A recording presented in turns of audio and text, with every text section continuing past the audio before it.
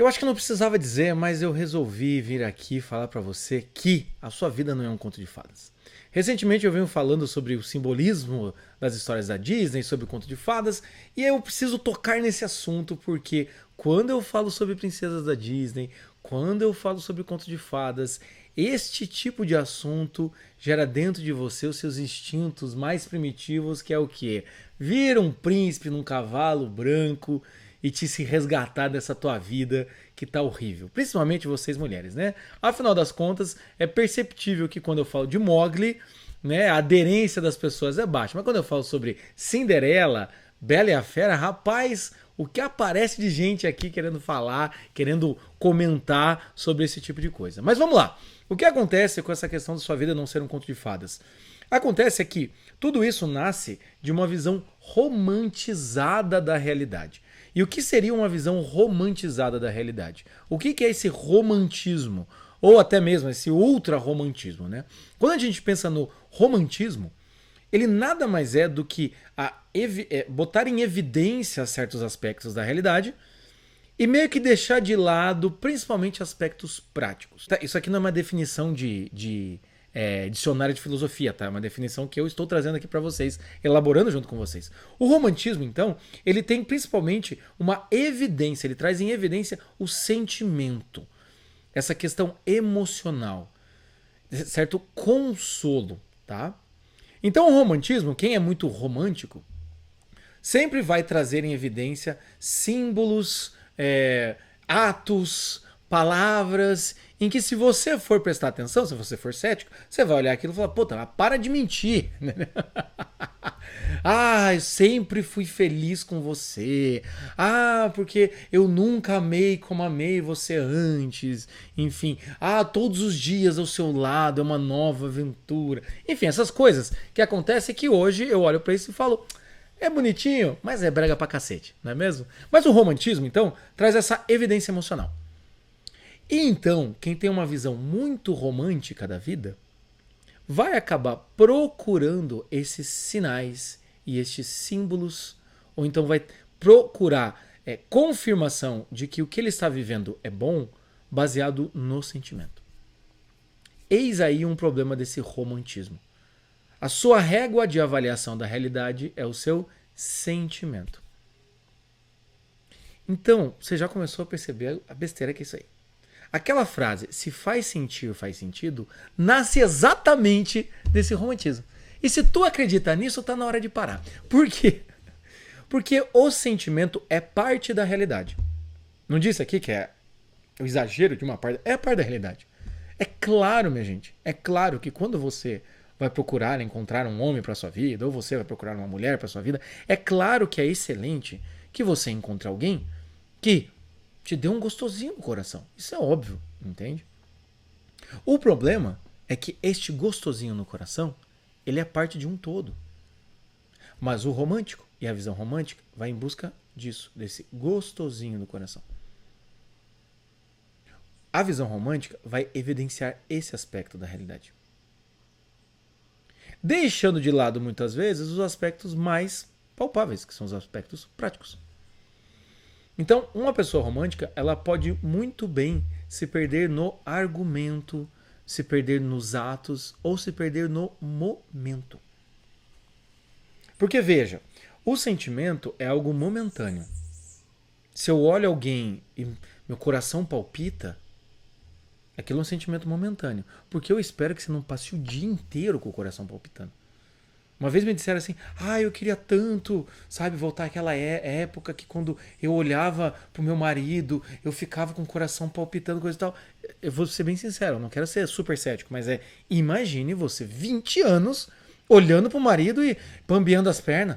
Que relação é essa? Que show da Xuxa é esse? Não ia dar certo. Então o que acontece é que, quando a gente olha pra essa realidade afetiva, ela é muito momentânea. E o que acontece com o romântico é que ele pode muito bem evidenciar isso, querer trazer símbolos disso e não deixar com que esse fogo da paixão se apague. Só que corre o risco do quê? De, por conta disso, ir falseando a realidade. Falseando a realidade. Por que falseando a realidade? Porque para você manter o fogo aceso, para você voltar a esse gostosinho do começo, esse encantamento. Tem muita coisa do começo de uma relação, ou tem muita coisa em um certo tipo de experiência, tipo casamento, que não é o começo de uma relação, do casamento, que tem algo de mistério. O romantismo, ele traz muito essa questão da conquista.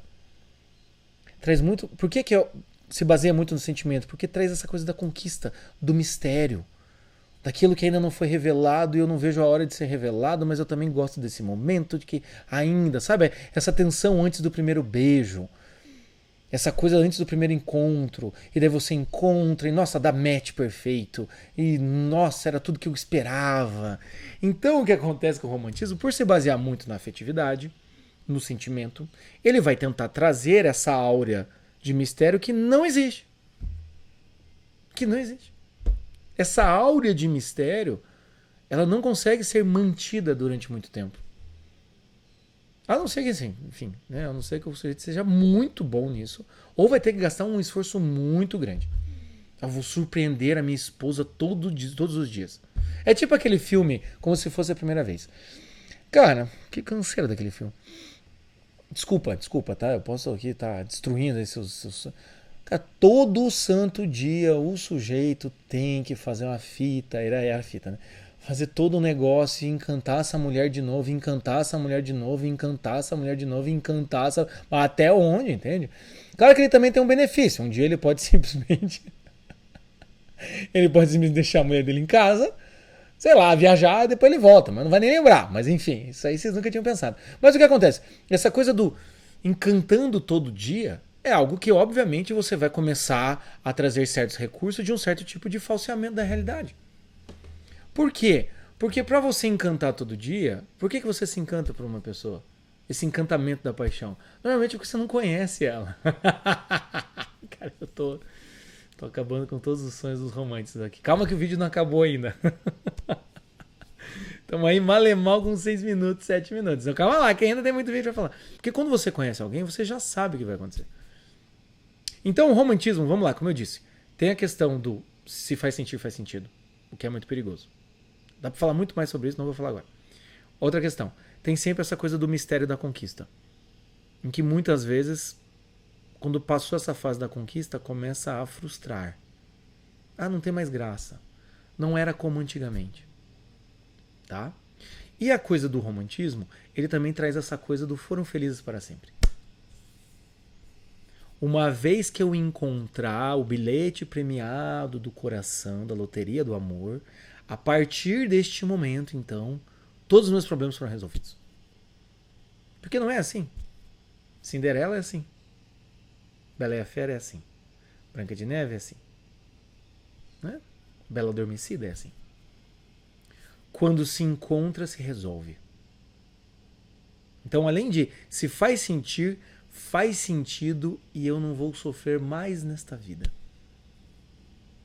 Então, muitas vezes, este pensamento, ele acaba se focando no momento, na sensação, na experiência. E foca-se muito pouco na manutenção. Tem aquele ditado que fala assim, o difícil não é conquistar, é manter. É um pouco menos romântico, né, esse ditado. No sentido de, tá, beleza, você conquistou, teve o match, agora como que a gente vai fazer essa relação funcionar? Como é que a gente vai fazer? E eu, assim, pode parecer paradoxal, mas hoje em dia tem muita gente que tem a questão do sexo casual exatamente porque de fundo tem uma visão romântica da vida. Parece estranho, mas é muito verdade. A pessoa consegue ser extremamente prática, né? Ah, beleza, estamos aqui só para transar, coisa e tal, babá, mas de fundo, para sustentar afetivamente, eu suspeito, essa é a minha hipótese, de que as pessoas ainda têm uma visão romântica. Que seja eterna enquanto dure. Então eu conheço a pessoa, a coisa é intensa, a coisa é legal, a gente vai lá, a gente se encontra, deu match em todos os níveis, eu vou pra cama, a gente lá tem nossas relações lá, pá, né, a noite inteira, no outro dia eu não quero que este sonho acabe, né? Então, se eu sei que se eu começar a conviver e vou ver defeito, então eu nunca mais vejo. Que fique, né?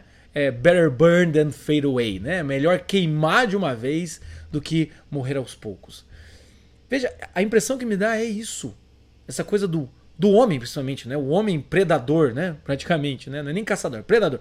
Vai lá, fica lá em cima da mulher até que transa com ela e some. Tem uma visão romântica. Foram felizes para sempre? Nada. Eu vou ser feliz sozinho, porque isso é uma BO. Ou a mulher que tá lá, coisa e tal, conhece o cara, sai com o cara e depois, não sei, não tô achando muito legal. Às vezes sim, é verdade, tá? Né? Principalmente vocês mulheres. É verdade, você pode muito bem olhar e falar, cara, não conheci, foi legal, beleza, mas faz aí 3 semanas, acho que não tem a ver comigo, assim. Agora que eu conheci de verdade não tem a ver. Pode ser, isso eu não nego. Mas a gente tem que fazer uma avaliação pra ver se não tem essa coisa foi tão legal no começo, mas agora não tá muito legal. Então, veja, paradoxalmente tem isso. Esse sexo livre que tem, né, que foi pregado durante tanto tempo na nossa vida, né, durante a cultura, né, e tem muito disso, do carpe diem, do aproveitar o momento, de faz sentido, a hora é agora, eu quero você enquanto você me ajuda nesse sentido. E aí vem esse último aspecto, último não, mas um dos outros aspectos do romantismo. Enquanto você realiza o meu sonho de princesa, enquanto você realiza meu sonho de princeso, enquanto você faz isso, eu tô achando legal. Quando eu começo a estranhar, sem muita razão, eu quero só que você desapareça. Thank you, next. Muito obrigado. Próximo. A fila tem que andar. Enfim, acho que você já percebeu que essa ideia romântica, ela não necessariamente hoje tem que estar atrelado a essa questão de foram felizes para sempre. Essa ideia romântica pode estar simplesmente atrelado a essa questão de eu tive uma experiência diferenciada e eu não quero que a realidade estrague. E aí, quando a gente olha para essa visão romântica dentro de um relacionamento a longo prazo, tem um problema. Qual que é o problema? Além de tudo isso que eu já falei, um grande problema é que se você fica apegado muito ao romantismo de uma relação, veja, eu falei se você fica apegado muito ao romantismo, tá? Não estou dizendo que você não tem que ter nenhum romantismo, estou dizendo que você não tem que dar flor para mulher, que você não tem que dar um agrado, que você não tem que dar um elogio, que você não tem que ser romântico, mas ser romântico na medida certa. Se você fica muito apegado a esse romantismo, o que vai acontecer? Você não dá espaço para o amadurecimento esperado de uma relação. Porque se eu fico muito olhando o outro como príncipe, como um homem maravilhoso, como um sujeito sem defeitos, até quando erra certa, se eu fico olhando muito para minha mulher, botando ele lá no pedestal, ela é a mais perfeita, eu nunca vou te magoar, você não dá espaço para a realidade de fato acontecer e vocês se alinharem também nessa realidade. Sim, deve ter esse olhar simbólico. Por sinal, esse simbolismo é o que eu falo, é o que eu analiso, que eu analisei aqui em Cinderela no podcast, em Mowgli, é o que eu analiso na minha masterclass lá, A Bela e a Fera, o Pinóquio e tudo mais, né? Sim, esse olhar simbólico para a nossa vida é importantíssimo. E eu acho que isso ajuda muito. Mas a vida não pode ser só esse símbolo. A vida não pode ser só esse ato romântico. A vida não pode se apegar só a isso. A vida tem que ser prática. Tem que ter um homem e uma mulher ali que sabem que tem suas limitações, que sabem que tem suas dificuldades e que sabem que o conto de fadas pode acontecer quando nós, enquanto adultos, nos permitimos viver esse conto de fadas. O que é a cerimônia do casamento, não o matrimônio, o sacramento. A cerimônia do casamento, senão uma permissão do noivo e da noiva para poder viver um dia de conto de fadas. Criar símbolos para si mesmo. É isso. É isso que é a cerimônia. Mas essa cerimônia, o que os noivos vão ter que perceber? Beleza, teve a cerimônia, reuni todos os nossos amigos, a gente teve uma grande festa. Nesse dia, eu sou lindo, minha mulher é linda, né? A mulher olha pro marido e fala, o homem da minha vida, faz promessa, se emociona, todos os amigos se reúnem. Parece final de temporada, não é mesmo? Parece final de filme da Disney. Que tem uma festa, que tem um casamento, que tem um baile, né? Até eu acho que os casamentos, hoje em dia, toda essa cultura, tá muito relacionada a esse imaginário das histórias da Disney, do conto de fadas, né? Mas enfim, isso é legal, claro, você faz um marco.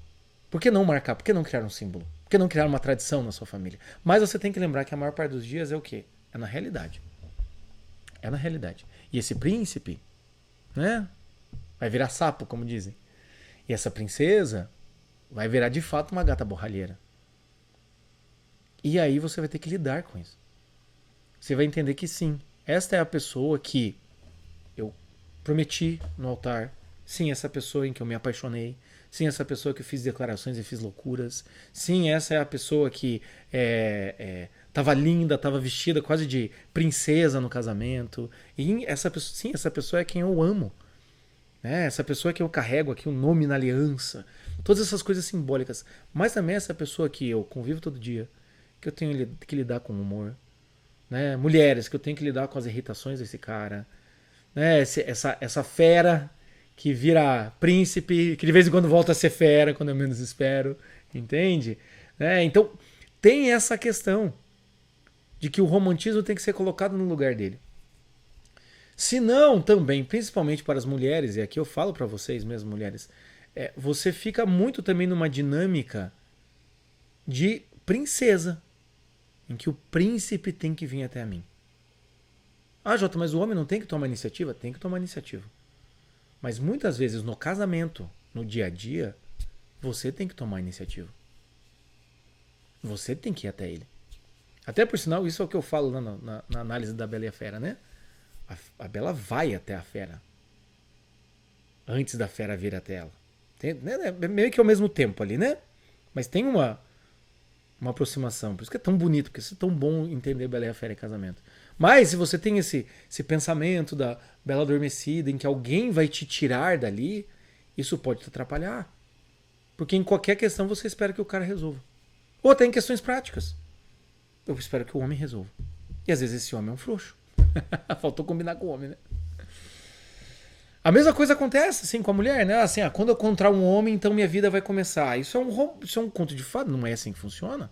Eu falei aqui em Cinderela no podcast.